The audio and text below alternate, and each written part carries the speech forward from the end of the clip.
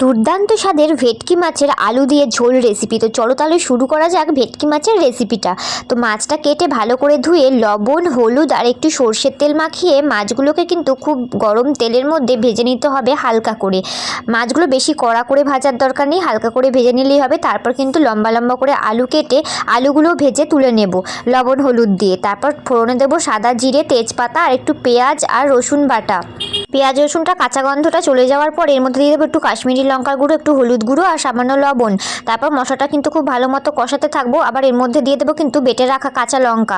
ঝালটা নিজেদের স্বাদ অনুসারে দেবে। তো তারপর মশলাটা খুব ভালো মতো কষাতে কষাতে দিয়ে দেবো টমেটো কুচি। মশলাটা থেকে তেল ছেড়ে আসলে ওর মধ্যে দিয়ে দেবো আলুগুলো দিয়ে খুব ভালো মতো কষিয়ে দিয়ে দেবো জল। জলটা ফুটলে কিন্তু দিয়ে দেবো মাছগুলো আর নামানোর আগে দিয়ে দেবো ধনে পাতা কুচি। তারপরে কিন্তু নামিয়ে সার্ভ করে নিলেই রেডি ভেটকি মাছের ঝোল। কেমন লাগলো রেসিপিটা জানিও, ভালো লাগলে লাইক করো, টাটা।